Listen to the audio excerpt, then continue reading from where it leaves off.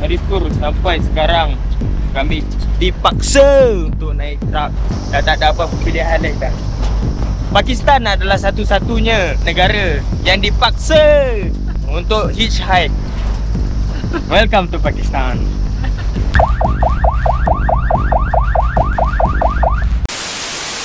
Okay, Assalamualaikum, saya Ahmad. Welcome back to my channel.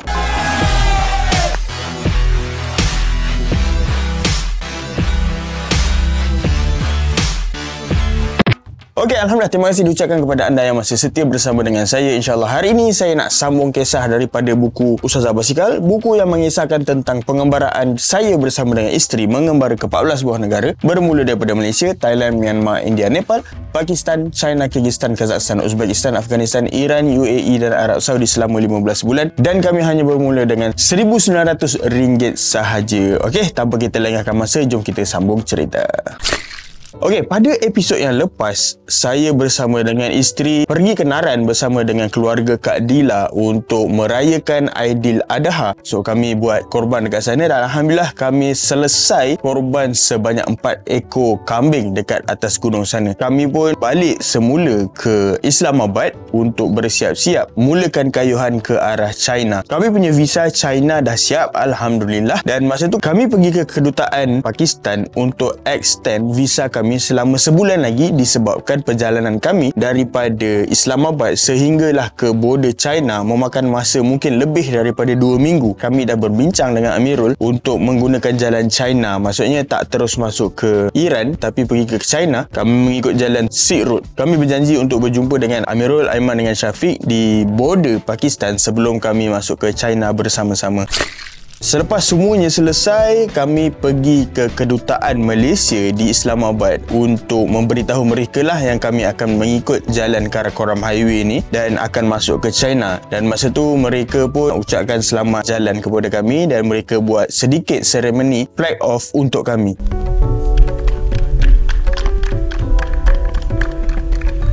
Masa tu kami di flag off-kan oleh Tuan Khairul Anwar, iaitu Assistant Administrative Officer, dan waktu tu duta dia tak dapat nak datang lah. Dan selepas tu kami pun teruskanlah kayuhan ke arah Haripur.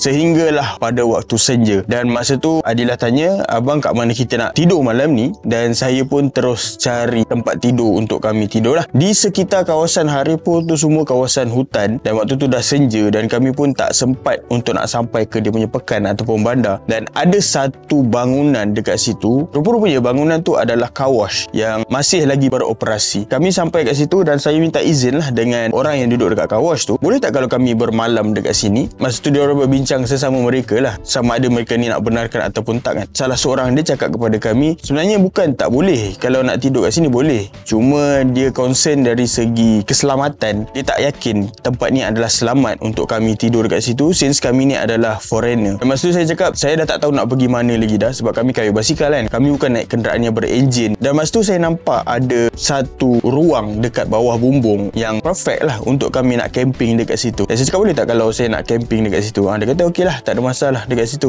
Tapi dia remind lagi sekali lah, tempat ni belum tentu selamat kan. Dan saya cakap tak apa, it's okay, apa-apa tanggungjawab kami. Saya pun kemas kat bawah bumbung tu dan set up kemah dekat situ lah. Dan masa tu owner kepada car wash ni, nama dia Mr. Amjad, dia macam dah tak boleh nak halang dah kan. So dia kata tak apalah, boleh lah camping dekat sini satu malam. Masa tu car wash ni dah tutup dah. Dan masa tu Mr. Amjad ni kata, saya nak balik kejap, nanti saya akan datang balik. Masa tu saya macam, kenapa dia nak datang balik kan? Tak payah datang pun tak apa. Saya pun buat tak tahulah. Pas makan malam malam dan kami solat. Kami dah bersiap-siap untuk nak tidur. Waktu bersiap nak tidur tu, saya nampak ada seorang lelaki datang dengan lampu suluh lah. Saya pun tengok dekat luar. Oh, itu adalah Mr. Amjad tadi lah. Dia suluh lampu dan dia duduk dekat atas satu kerusi. Dan masa tu saya cakap dalam hati lah, kenapa dia datang malam-malam ni? Tapi tak adalah nak tanya terus kepada dia kan. Saya pun biar je lah. Dan kami pun teruslah masuk tidur.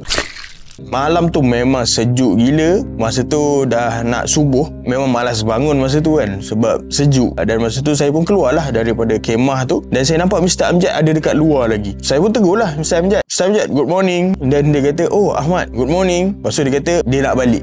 Masa tu saya pun macam, apa dia buat dekat luar sepanjang malam ni kan. Dan lepas dia balik tu baru macam baru boleh berfikir tau, dia ni sepanjang malam ni dia jaga kami ke apa? Sebab Mr. Amjad ni kata semalam tempat ni tak berapa nak selamat. Mungkin dia duduk malam tadi sepanjang malam adalah untuk jaga kami.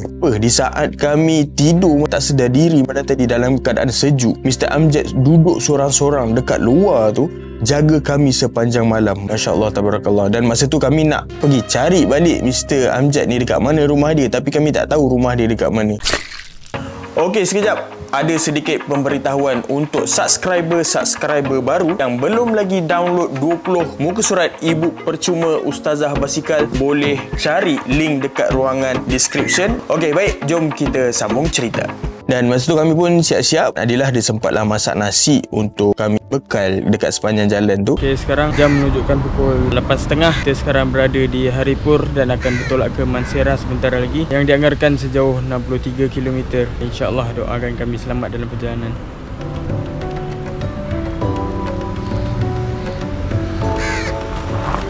Habis kemas, kami pun teruskanlah perjalanan.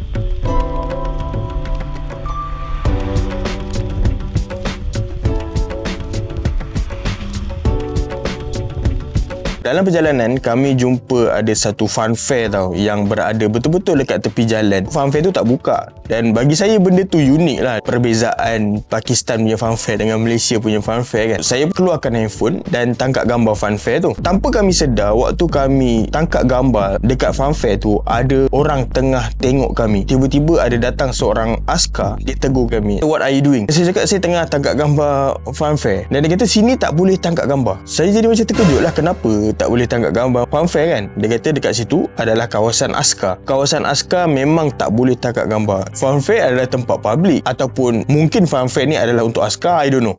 Dia tanya saya nak pergi ke mana. Saya cakap kami nak kayuh basikal sampai ke China mengikut jalan Karakoram. Dan masa tu dia tanya, ada tak surat keizinan untuk kayuh dekat sepanjang Karakoram ni. Masa tu saya pun macam terkejut lah, kenapa nak kena ada surat keizinan pula nak kayuh kat Karakoram. Sebelum ni kawan-kawan saya semua yang pernah kayuh dekat Karakoram ni, tak ada pun yang cakap diorang ni kena ada surat keizinan untuk nak kayuh dekat sini. Masa tu saya cakap tak ada lah. Dia pun masa tu bahasa Inggeris dia tak berapa nak fasih sangat. Dia kata you wait here. Dia telefon dia punya bos. Saya pun macam pelik lah kan, kenapa nak kena ada surat. Saya pun tanya kepada kawan-kawan yang pernah kayuh dekat Karakoram highway ni, dan diorang kata memang tak ada. Bos dia datang, bos dia pun tanya soalan yang sama, dan mereka kata okey, jom pergi ke balai untuk soal siasat. Kami pun tak adalah rasa takut ke apa, sebab kami masuk ke Pakistan dalam keadaan yang legal, pasport cukup, info semua cukup. Dan kami pun ikut, kami pun kayuh sampailah ke dia punya balai polis. Sebelum masuk ke balai polis, diorang ni ajak minum dulu chai dekat sebelah balai polis tu lah. Sempatlah juga tangkap gambar dengan diorang ni sebelum masuk ke dalam balai. Masa kami masuk ke dalam balai, kami dipisahkan. Adilah dia diinterview kat tempat lain, saya diinterview kat tempat lain. Dan masa tu dia tanya macam-macam lah. Saya pun jawab dengan biasa, dan last kali dia tangkap gambar saya.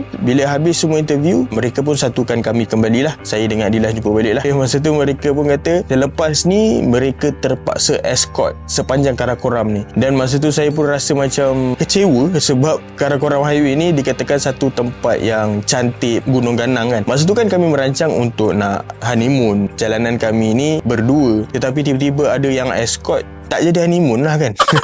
Dah kena escort sepanjang jalan pula, dia jadi tak best lah. Kita pula nak kena ikut masa dia, so kita punya masa pun tak fleksibel. Dah habis selesai semua interview tu, dan kami pun keluar, dan mereka escort dengan sebiji van.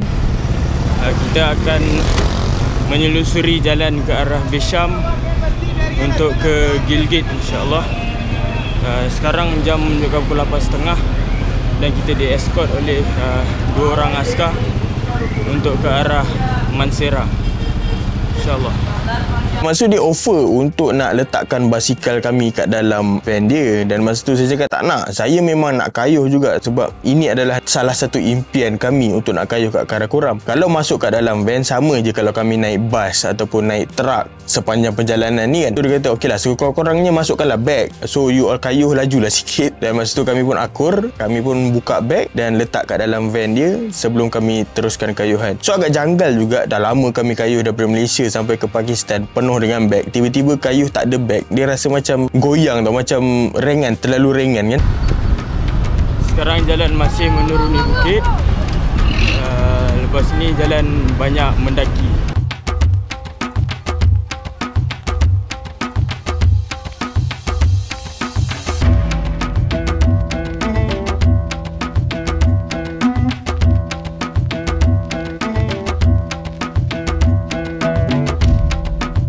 Sesekali kami berhenti untuk minum. Masa tu kami jumpa orang jual air tebu dengan tebu yang dah dipotong pendek-pendek. Mereka escort kami sampai ke Abbottabad. Sampai ke Abbottabad, kami sampai ke satu checkpoint, dan masa tu ada banyak pegawai-pegawai askar ni yang tunggu kami dekat situ.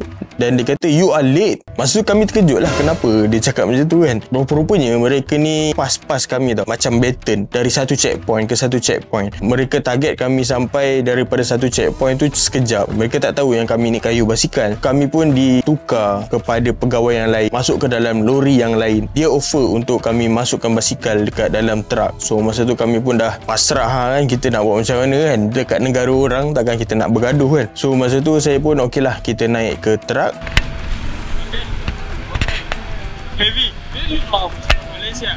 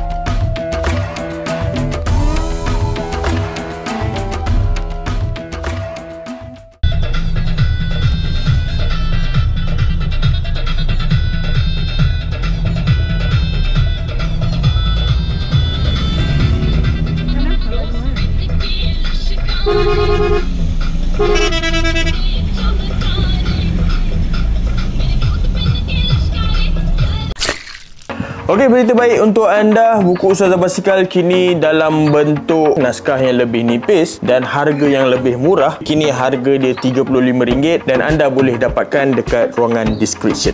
Alright, jom kita sambung cerita. Dan masa tu dah lewat petang juga, dan saya tanya dia boleh tak bawa kami ke hotel yang murah untuk kami tidur. Dia pun okey, dan mereka pun bawa kami ke satu hotel, nama dia Comfort Inn. Bila sampai je dekat Comfort Inn tu, masa tu saya duit belum cocok lagi. Saya cakap boleh tak saya daftar dulu, bawa masuk barang dulu, malam nanti saya bayar. Dan dia kata okey, tak ada masalah. So kami daftar, kami pun masuk kat dalam bilik, dan masa tu ada seorang tentera nama dia Mr. Naim. Dia yang escort kami sampai ke bilik tau. Mr. Naim ni tunggu dekat luar, dan selepas habis barang-barang semua dah dilonggokkan masuk dalam bilik, saya plan nak pergi cocok duit lah. Dan saya jumpa dengan Mr. Naim ni sebab Mr. Naim ni kata dia akan balik, esok orang lainnya akan datang untuk sambung escort kami dekat Karakoram ni. Dan Mr. Naim kata malam ni rehat, dan dia kata jangan risau pasal bayaran hotel ni sebab dia dah bayarkan. Masya Allah, tabarakallah. Masa tu saya rasa macam pada peringkat awal tu rasa macam geram dengan askar ni sebab nak escort kami sepanjang jalan. Terus rasa macam ya Allah, diorang ni memang baik gila rupa-rupanya. Mr. Naim ni pun balik, dan kami pun tidurlah satu malam dekat Comfort ini.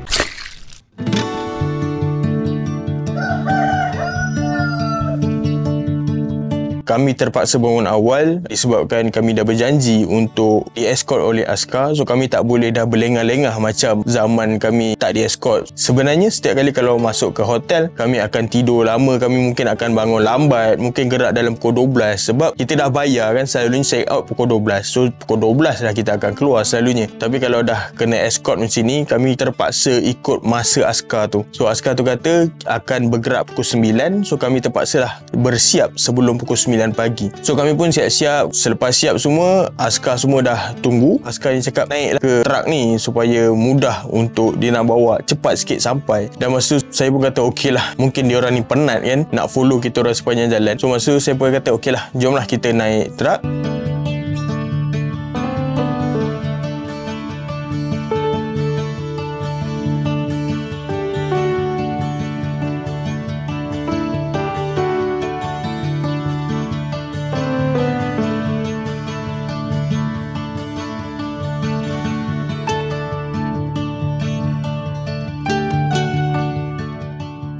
Ini adalah hari kedua kami di-escort menggunakan truk. Semalam kami ditukarkan kepada 2 truk dan rupa-rupanya hari kedua ni kami ditukar silih berganti dengan truk yang baru sebanyak 7 kali checkpoint dan 7 kali truk kami kena tukar-tukar. Dan masa tu kami kena bawa turun basikal, masuk ke truk yang baru, naik balik basikal, lepas tu turun balik sebanyak 7 kali. Okey, sekarang pukul 3.30. Kita dalam perjalanan ke Besham. Hari ni perjalanan kita agak jauh juga sebab kita banyak menaiki truk. Kita di-escort daripada Haripur sampai sekarang kami dipaksa untuk naik truk. Dah tak ada apa pilihan lain dah. Pakistan adalah satu-satunya negara yang dipaksa untuk hitchhike. Welcome to Pakistan.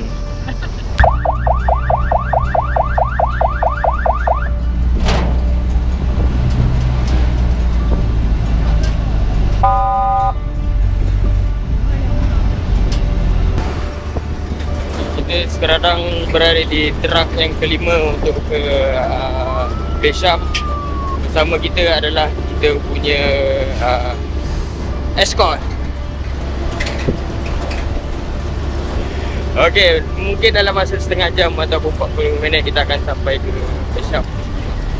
Dan Alhamdulillah dalam perjalanan tu mereka ni sebenarnya sangat baik lah. Mereka belanja kami chai, ada yang belanja kami biryani. Semuanya percuma. Kami pun rasa happy, kami pun rasa gembira disebabkan mereka ni semua rupa-rupanya baik. Sangat baik. Dan kami pun Alhamdulillah follow the flow. Ikut je lah apa yang diorang nak, semua kami follow.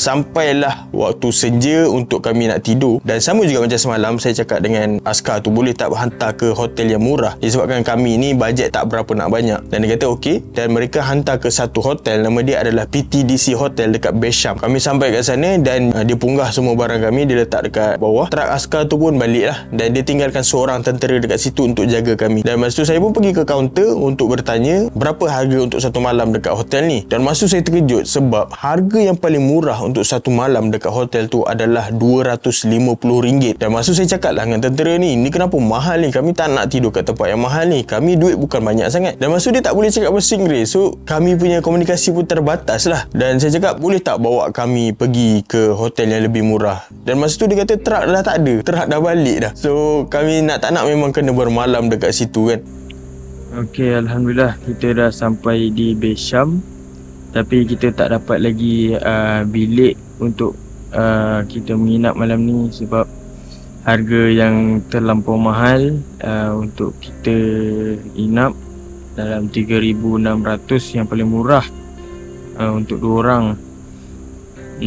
Yang kita dalam bajet adalah hanyalah 600 ke 800 macam tu lah. So kita tengah tunggu dia punya manager datang untuk deal harga. Kalau kita dapat camping kat atas bumbung pun cantik kak. Assalamualaikum. Okay, so insyaAllah saya akan sambung lagi perjalanan di Karakoram ni pada episod yang akan datang. Alright, so sehingga kita berjumpa lagi. Siapa yang belum subscribe, please subscribe. Dan kita akan jumpa lagi di episod yang akan datang. Saya Ahmad. Assalamualaikum warahmatullahi wabarakatuh.